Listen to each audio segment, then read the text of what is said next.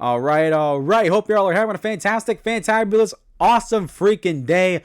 My name is Garrett Shoemake, and this is the Shoemake Take. Today we got to talk about the Houston Texans for the 2025 preview series, concluding the AFC South. And the Texans are a very interesting team that had some pretty interesting changes. And despite a progression in CJ Stroud's development, I think this team overall takes a slight step back. But let's break it all down. Before we jump right into the discussion, if you guys don't know what this series is about, I want to explain it to you. But if you guys know what this series is about and you want to jump right into the discussion, the timestamp's going to be right here, along with being in the playhead and the YouTube video and also in the video description. So without further ado, let's explain how this is going to work. So, first off, we got to quickly recap last season, pretty much summarize what happened in 2024, and then we're going to jump to the offseason, which will include who they added in free agency or trade, who they lost, who they drafted, any notable coaching changes, all that good stuff. And then we'll get into the season, pretty much talking about what I think this team is going to look like. Are they going to be good, bad, mid, and also talk about some notable strengths and weaknesses within the team. After we break that down, we're going to look at the schedule and analyze it, break it all down, and then identify some key matchups, looking at where they're going to finish in the division, are they going to make the playoffs, and then we're going to conclude with an official record prediction for 2025, and then we're going to wrap a bow on everything, pretty much just looking at certain storylines, whether it's player comeback stories, rookies, contract years, coaches or players that are on the hot seat, all that important stuff that you would be looking at and watching a team for going into a season. So now, let's talk about the Houston Texans, shall we? So this bunch in 2024 was interesting because they went 10-7 again, won the AFC South for a second straight year, and they won another playoff game. They beat the Chargers, and then in Kansas City, they went toe-to-toe. But the bigger issue was the offensive struggles and then a lack of serious progression for CJ Stroud and him having a sophomore slump.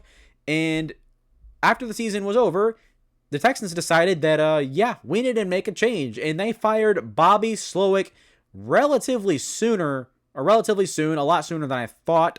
And Bobby Slowick, it's unfortunate. This is a prime example of the NFL sitting for not for long, because a year or 2 years ago in 2023, after that season, and CJ Stroud won Rookie of the Year, he was interviewing for head coaching jobs. He was a hot commodity. And then now he gets fired and he hasn't been picked up by anybody to my knowledge. So he went from a pretty hot head coaching candidate to being out of the league within a year later.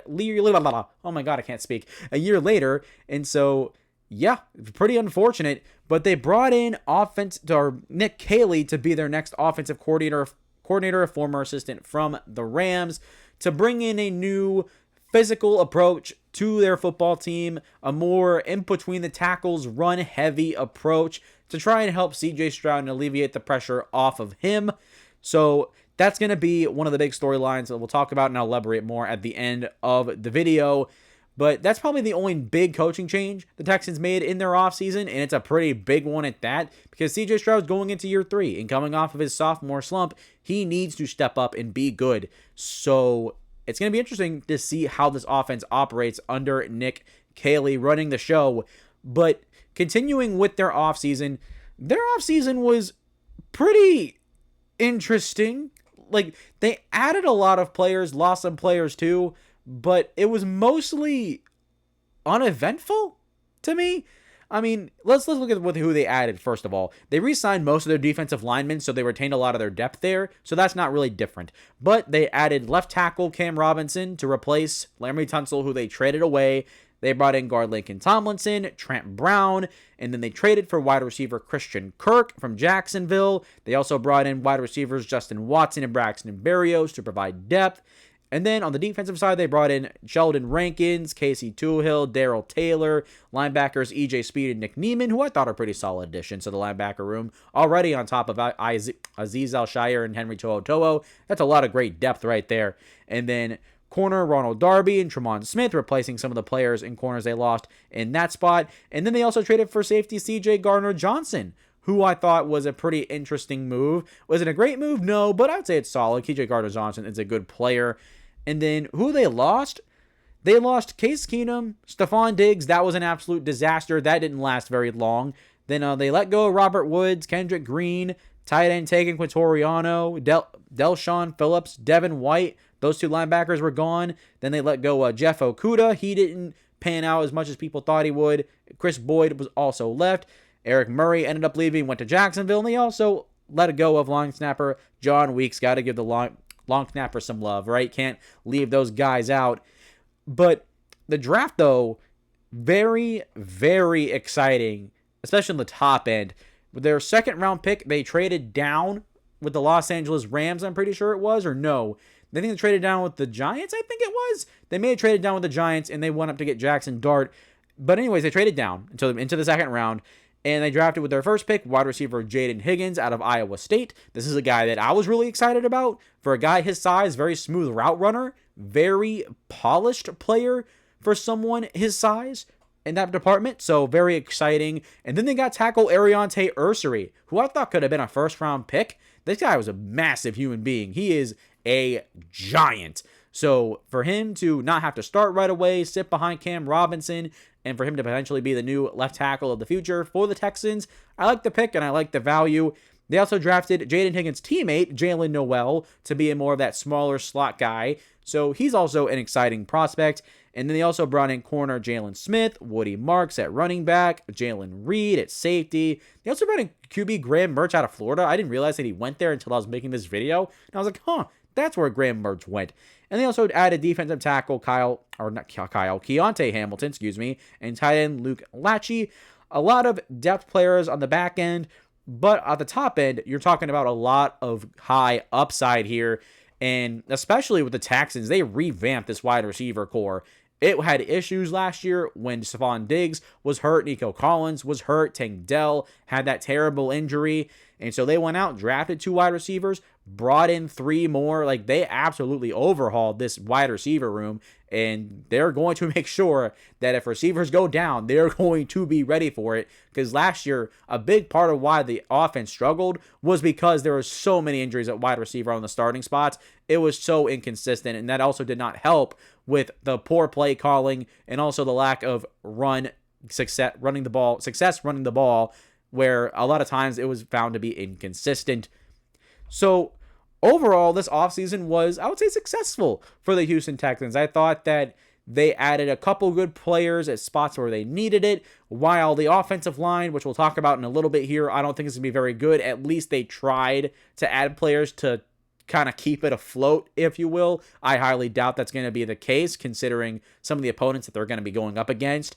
But along with their draft, overall, I would say this roster is an improvement. They definitely did a lot of good work improving the depth on their team, and so that can always be very much appreciated for a team like this, who is still, in a way, is there a Super Bowl window open? Technically, yes. Are they one of those teams that's one of the best in the NFL yet? No, so they're still kind of building towards reaching that spot, but building depth and really trying to make sure that that's set in stone and that's solidified, that's very important. So I really respect the Texans for really putting that emphasis in their approach to their offseason plan, it seems to look like. But going into my overall thoughts on the team, once again, this team is going to be good. They're going to be interesting to watch. The thing is, I just don't think they're going to take that next step forward. I don't think they added enough to justify that. Although they did, like I said, add a lot of depth to their roster and kind of raise their floor maybe a little bit. But they did not add enough high-end talent to me to where, okay, this team is going to take that next step forward and be like an 11, 12-win team that is competing for a Super Bowl in the AFC. But they're going to be in a similar spot compared to the last 2 years. I have them winning the division again. That's a little bit of a spoiler. But, I mean, you guys already saw the Texans, Colts, and Titans videos coming out. So, by this point, if you're following the series, that's no surprise. But some of the strengths that this team has, looking at it, quarterback, obviously, C.J. Stroud, really, really good player. Love the guy. Their weapons, also fantastic. Joe Mixon is still good. They brought in Nick Chubb. Dameon Pierce is still there. They brought in Woody Marks. So the depth overall in the running back room should be better. And then at wide receiver, like I said, they overhauled this room to the max. It looks so much better. Not in the sense of vastly improved, But definitely, if receivers get hurt again, obviously Tank Dell's going to be coming back from an injury, so they're going to probably bring him along slowly, which will allow Jaden Higgins and Jalen Noel, I would assume, to get more snaps. And along with that, they still have Xavier Hutchinson and John Mechie, and then Justin Watch and Braxton Berrios. They have a lot of depth in their wide receiver room. And then tight end Dalton Schultz, he's good. They also have Cade Stover, the tight end out of Ohio State. So they have really good weapons and great depth in all of their positions, where I think this is a solid cast around CJ Stroud that should be more consistent than what it was last year. Other than that, on their defensive line is also another strength. Obviously, their edge rushers, Will Anderson and Danielle Hunter, are fantastic. Probably the best edge rushing duo in the NFL right now. So that's obviously fantastic. But their defensive tackle groups, they brought in Sheldon Rankins, who was a nice addition. Their defensive tackles weren't, I should say they weren't good, but they weren't great either. So adding Sheldon Rankins is helpful. And obviously having those two edge rushers should help them out plenty. Linebacker is also a group that is very, very strong for the Houston Texans. Azeez Al-Shaair, he's a good player. Henry To'oTo'o, probably going to take a step forward this year. Got him. That was an absolute steal for where they got him in the draft. And then they also brought in EJ Speed. They brought in Nick Niemann, guys that have been starters for the Colts, and then Nick Niemann was a starter for the Chargers, I believe. I could be wrong on that. But they added great depth. This linebacker group is really, really good. And their secondary also is set to be really, really good, I think, because their corners, Derek Stingley, one of the best corners in the NFL, he got a big contract this offseason, so there's no issues there. They second-year corner Kamari Lassiter out of Georgia showed some good signs last year, and so hoping that he can take a big step forward. And then in the safety spot, you have Jalen Petrie. Well, he's more like a nickel/safety. He kind of plays both. He traded for C.J. Gardner-Johnson. So you have good players in this secondary. This defense overall should be the strong point of this team, quite frankly, because they're pretty built. They're pretty built. This defense is, quite frankly, pretty set. And I'm excited to see what this unit can do with D'Amico Ryans, obviously, as the head coach and the top dog leading that defense. The weakness is they only have one serious weakness, but it's a pretty big one, and it's this offensive line. They added players to try and supplement how bad it was last year, and they also traded away Laramie Tunsil, which I'm sorry, that's a stupid decision. Maybe there's something more about it that I'm not sure about, but at least on the outside looking in, this was dumb. Straight up dumb. Not only was he your best offensive lineman, he was your only good offensive lineman, and so you trade him away. Cam Robinson, he's average at best. Laken Tomlinson is fine. Trent Brown is not as good as he used to be. Can't keep his weight down. So I don't like this offensive line whatsoever, and I think they're going to be pretty bad again. And so unless Nick Caley can find a way to hide that weakness and supplement that somehow with some quick screens, quick game, right? Get the ball out quickly, some strong physical runs that can help settle them down early in games. I don't know. I'm really, really scared for CJ Stroud behind this offensive line because at best, they're going to be average. At worst, they're going to be one of the worst offensive lines in the league again, and I'm leaning towards them being one of the lesser offensive lines in the NFL this year. This offensive line just does not look good to me. It very much worries me, and when you have a situation like CJ Stroud going into year 3, trying to overcome a sophomore slump, you can't have that. You cannot have that. They should have invested more into this offensive line instead of trading away Laramie Tunsil and then drafting his replacement, Ariante Ursary. They could have just kept Laramie Tunsil, one of the best left tackles in football, and been fine, but they traded him away, and now Jaden Daniels has one of the best left tackles in football. So this team, they're going to be interesting to watch. They're going to be fun. I don't think they're going to be as good as they were maybe like 2023, but it's going to be interesting. This offensive line is really the big make or break for me. But I don't know. Like, I can't gauge precisely how I think the Texans are going to go. Just because it's just, I don't know, it's a crapshoot. I'm not going to continue talking about it. There's not really much more I can say right now. But let's go to the schedule. How about this? Let's just jump to the schedule now on screen. Let's take a look here. This schedule is pretty tough, but it is pretty balanced. You look at the first 5 games. Let me look at this and make sure I'm looking at it correctly on my end first. So you got the Rams. Wait, is the Rams? What's just a home or away? I am so sorry. Okay, so black is home, red is away. So they go to face the Rams week 1. They host Tampa. That's on Monday Night Football. Then they go to Jacksonville, host Tennessee, then go to Baltimore, and then they have their bye week in week 6. I would say it's balanced because Jaguars and Titans, those are winnable games. The Bucks, you can challenge them. The Rams are going to be good. The Texans will be able to challenge them. The Ravens I think are going to stomp on them. They beat them last year 31-2 in Houston, I'm pretty sure. They got beat pretty bad. So I'm expecting not a blowout like that, but I'm expecting the Baltimore Ravens to easily win that game. So tough games. I mean, 3 of these teams are playoff teams, but it is pretty manageable overall. And then coming off the bye week 7 to 12 is really their tough stretch. I mean, you go to Seattle. I think they're going to be a better team this year. Then you host San Francisco. I think they're a little bit better this year. They also host the Denver Broncos. I think they're better this year.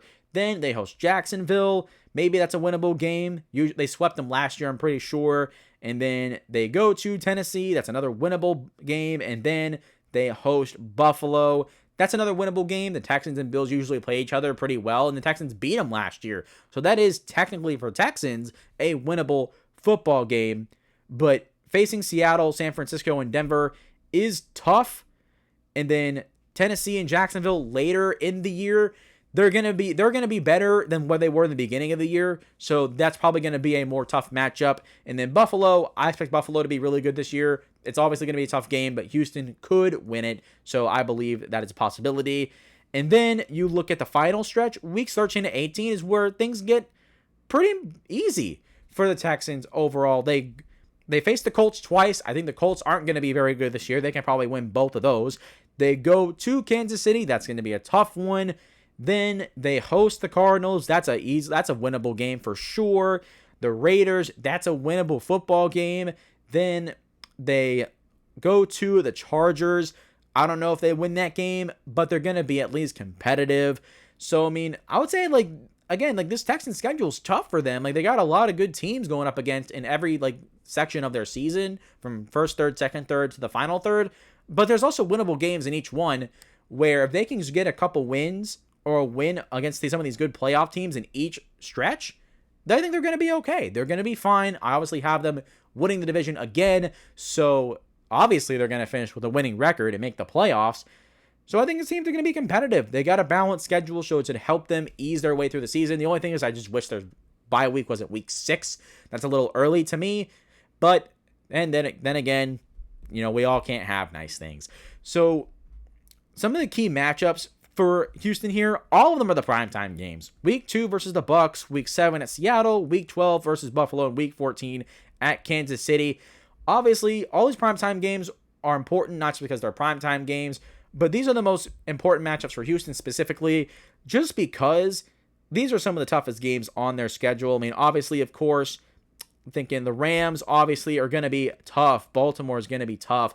But the thing is, I want to see how Houston competes. I want to see how Houston competes with some of these teams with some of the best teams on their schedule, because that's really going to tell us where they are as a team. Are they really progressed? Are they really ready to take that next step? Because if they seem to not really match up well against some of these really good teams, maybe that's an indicator that they're not taking that step forward. And obviously, if they're competitive and maybe win a couple, then okay, they're running with the best of them. It's time to take the Texans more seriously.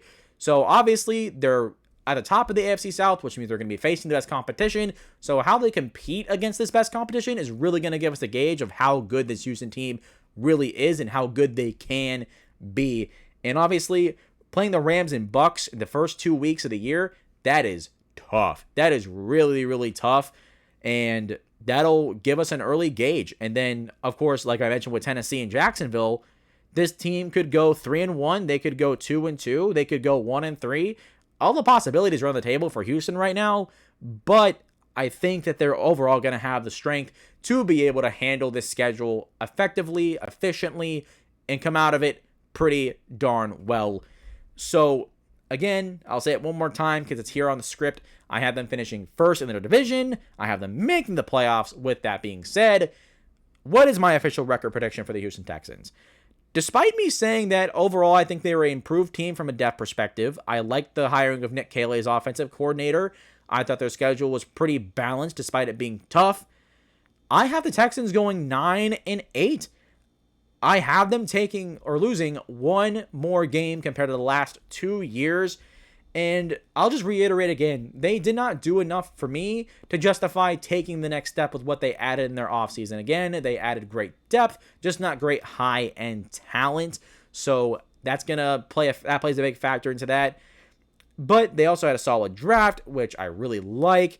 And I expect this team, again, to be consistently competitive despite only winning 9 games.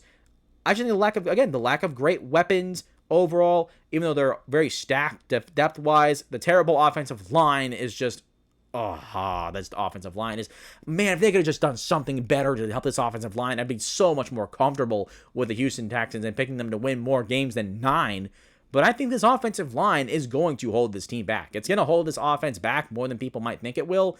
And I'm not excited for that. I'm not excited for that at all, to have another year of terrible offensive line play from the Texans. And it just sucks.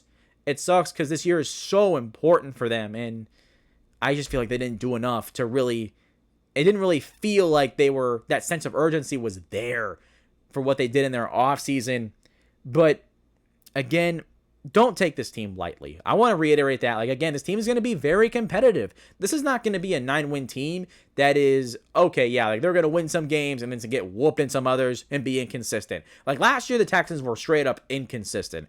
I think overall they're going to be more consistent, but with the issues of this offensive line and the overall high-end talent of their weapons, I think it's going to hold them back in a couple really important, tough matchups where, they just don't have the ability to overcome it compared to a team like Buffalo or Baltimore, right? They're just a tier right below. But again, that's not a bad thing. This team is going to be competitive. They're going to be in almost all of their games. And 9-8, again, is good enough to win the division this year for them. And they're coming off 2 straight years with a playoff win, which is better than any other AFC team not named Buffalo, Baltimore, or Kansas City. So the success in the playoffs compared to those 3 teams and compared to the rest of the AFC, they're right there with them. They're neck and neck. Maybe not neck and neck, but they're a step down, a tier 2. But behind them, there's not much of anything else. So they're in a good spot. They're still in a very good spot, very solid spot. Nothing too much to worry about. But the big storylines I'm going to be watching the Houston Texans for, obviously, is CJ Stroud and Nick Caley. Such an important year for CJ Stroud going to year 3, trying to bounce back from his sophomore slump. Let me just take a sip of water here for a second. I apologize. Man, water's so good, right? But Nick Caley bringing in a new approach to the offense, a new mentality where he's going to bring more physicality. They're going to bring more inside runs through the tackles. They're going to try and make CJ Stroud's life a little bit more comfortable, because one thing is definitely true. This running game at times was inconsistent, and Joe Mixon alone couldn't get the job done. That's why they brought in Nick Chubb. That's why they drafted Woody Marks. They needed better depth at the running back position, and so they went out and they got it. So you get the physical runs, helps CJ Stroud, helps his passing attack, which again, the high-end talent of the weapons isn't great, but if the running game can just be more consistent and the offensive line cannot be terrible, I think the Texans are going to be fine. They're going to be okay. And going to the defensive side, can Will Anderson also step up? He's improved. His rookie year was really good. Year 2, he took a step forward. Year 3, okay, we need Will Anderson to take that next step forward and become one of the top pass rushers in the NFL. The thing is, CJ Stroud and Will Anderson, obviously they're drafted right back-to-back with each other. These are the 2 foundational pieces on their roster. So as much as we talk about CJ Stroud, he needs to step up. He needs to play better. Will Anderson, while he doesn't need to play better per se because he was not as good as his rookie year. No, he was better, but in year 3, you got to take that next step forward. So I'm expecting both of these guys to take that next step forward. They need to. If the Texans want to improve as a team and truly cement themselves as a Super Bowl contender within the conference, this is what needs to happen. And simply put, no team has really been able to compete with Buffalo, Kansas City, and Baltimore consistently over the years. The Bengals were running with them for a couple years, and then the past couple years, they really have not been able to do that. They haven't made the playoffs. So the Houston is really that next team that's been in that mix, and they just have not taken that next step forward, and they need to. And that would rely on CJ Stroud and Will Anderson doing their diligence in taking that next step forward in year 3. The other thing is this depth on this defense. And one thing, especially in the secondary, was they also had some injuries there. Secondary had some lapse, and when Jalen Petrie went down and he was done for the year, it was like his lack of presence, how do I say this? Him not being on the field was felt. It was definitely felt. You could see it on tape, and seeing that they added more depth to replace what they lost. I thought their depth that they brought in was better. Like, obviously, like Ronald Darby has a lot of starting experience in the NFL. He's been in the NFL for a long time now. So, obviously, the experience is greatly appreciated. And so, let's say Jalen Petrie goes down again, or maybe CJ Gardner-Johnson gets hurt. Okay, then maybe they'll have some guys back there that'll actually be able to soften the blow compared to last year where they had lapses in the secondary and had issues there when players went down. Lastly, more kind of specific, but the development of Jaden Higgins and Jalen Noel, because Nico Collins, he's great, he's awesome, but Christian Kirk, he's on a 1-year deal. I think after the year he's gone. He's just a placeholder, I think. And so while Jalen Noel while he develops, and then Tank Dell, very unsure about what his future is going to look like. I don't know if he's going to be coming back week 1. I doubt it. That injury was pretty brutal. But Jaden Higgins and Jalen Noel should see some significant snaps even early on. So I'm interested to see how well they progress during the season, because if they can show significant improvement where your next starting 3 receivers in 2026 are Nico Collins, Jaden Higgins, and Jalen Noel, 2 really good talented receivers on the outside, and then Jalen Noel in the slot, that could be really exciting. And that is where the Texans' weapons could go from just solid and good to absolutely great, some of the best in the NFL. Jaden Higgins and Jalen Noel, I'm going to have my eye on a lot, because their development is going to be integral to this offense overall in the next couple of years, continuing to step forward and develop and evolve as CJ Stroud continues to step forward and evolve. So I'm going to be keeping my eye on those guys. Those guys are very important. And so keep your eye on them, because if they develop well, that could bode really good things for Houston in the far future. So that is going to do it for us today. The Houston Texans, again, I have them finishing 9-8. But again, I also have them being very, very competitive and being a more overall consistent team than they were last year, despite the record not reflecting that. The team's going to be interesting to watch. Nick Haley is going to be interesting. I like the hire. I like with the aggressiveness to try and do something different. Time will tell to see how well it works. But if you've made it this far, please consider hitting the like button and hitting the subscribe button. We're trying to reach 100 subscribers before the 2025 season starts. We are currently at 94. We're six subscribers away. Only 6 of y'all that are watching this video. Just hit that button. It's free. If it's free, it's for me. You know what I'm saying? We got to hit 100. You guys are doing a fantastic job. Keep hitting those buttons, man. Keep it coming. If we hit 100 subscribers before the season starts, we're going to be celebrating in here. We're going to be throwing a party. I don't know. Maybe I'll take my shirt off or something. I don't know. But please hit it. Please hit it. We're going to be getting there in no time. It's going to be fantastic.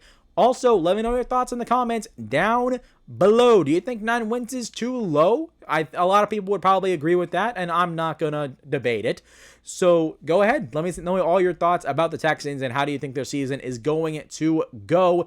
Interesting note, I forgot to mention in the video, no AFC South team since like the mid-2000s Colts have won the division in three straight years.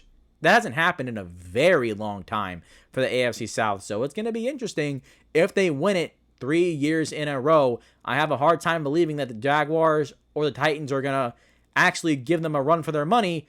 The Colts, I'm not even factoring them into the equation. Sorry, Colts fans, I apologize. But it's going to be interesting if history repeats itself or the Texans set the new standard. It'll be interesting to see. Lastly, make sure you guys share this video and also follow me on social media on Facebook, Instagram, TikTok, Twitter, all those good places, posting social media clips from the show on there. Quick little mini announcement, I guess.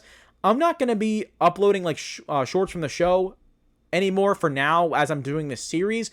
I think it's going to be more productive to also invest into the season preview series here by pretty much just kind of making like a summary video, like a 1-minute summary video on my socials, pretty much summarizing what I'm talking about here. So like when you see the Texans video, everything that's encapsulated into this is just going to be summarized in a 1-minute video. And that way, for those of people that watch it on social media, if they want to go come here to see the full thing, there they go. That's kind of going to be my plan. Throughout the week, I'm going to be writing more scripts for social media for these season preview videos.